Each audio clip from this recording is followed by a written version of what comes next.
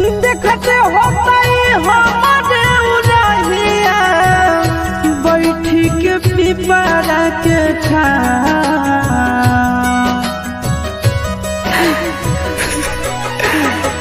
देखते होतई हमारे उरहिया बैठी के पिपरा के छाँव।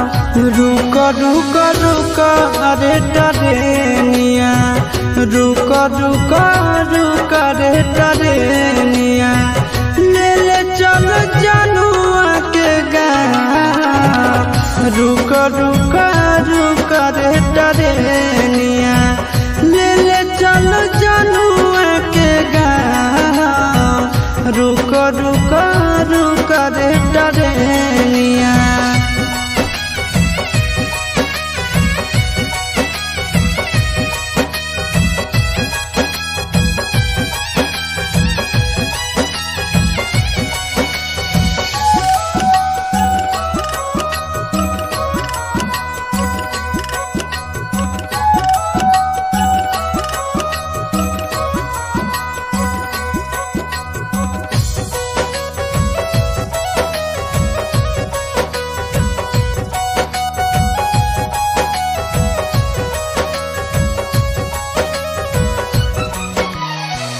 मनवन लागत होता है पिया के आंगनवा।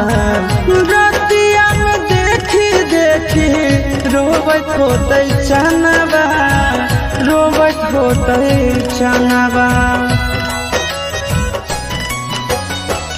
मनवन लागत होता है पिया के आंगनवा। रतिया में देखी देखी रोबत होते चनवा, रोबत होते चनवा।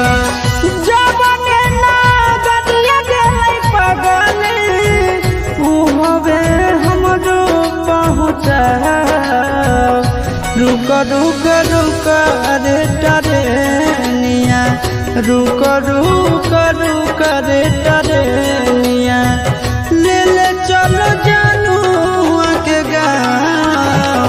रुक रुक रुक रे टरेनिया, ले ले चलो जनुआ के गाँव। रुक रुक रुक।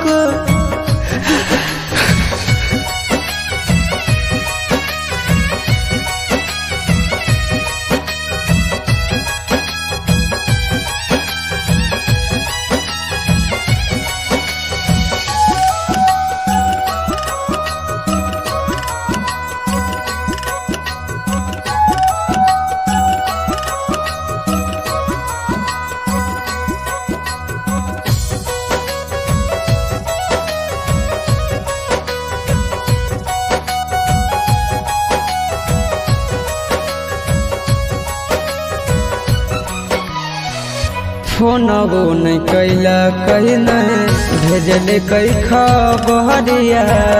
कौना देशवा में बस है जन के ससुररिया, जन के ससुररिया। फोनबो नहीं कैला कहीं नहीं भेजले कई खबरिया। कौना देशवा में बस है जन के ससुररिया, जन के ससुररिया। गोरे ललटे बुझे मजबूरी बताइती है आशीष के नाम। रुक रुक रुक रे टरेनिया, रुक रुक रुक रे टरेनिया, ले ले चलो जनुआ के गाँव। रुक रुक रुक रे टरेनिया, ले ले चलो जनुआ के गाँव। रुक रुक